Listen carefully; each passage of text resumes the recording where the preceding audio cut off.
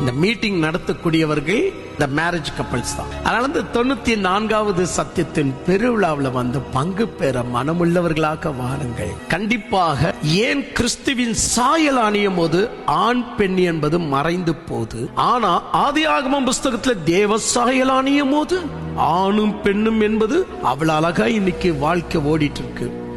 ஆனா கிறிஸ்துவின் சாயலுக்குள்ள வரும்போது ஆண் பெண் என்பது மறைக்கப்படுகிறது. ஏன்?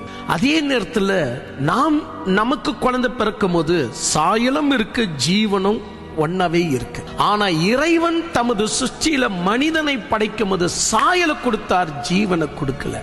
ஜீவன் வேணும்னா ஜீவருச்சத்தின் கனியை சாப்பிடுன்னு வெயிட்டிங்ல வச்சுட்டார். அப்ப இப்ப இருக்கிற ஜீவன் என்ன ஜீவன் என்கிற விஷயங்களுக்கு நிச்சயமாக இப்படி ஒரு சந்தர்ப்பம், அதாவது இந்த 94வது சத்தியத்தின் பெருவிழாவில் கிடைக்கக்கூடிய இந்த நல்ல சந்தர்ப்பத்தை நீங்கள் பயன்படுத்திக்க வேண்டியது அவசியம்.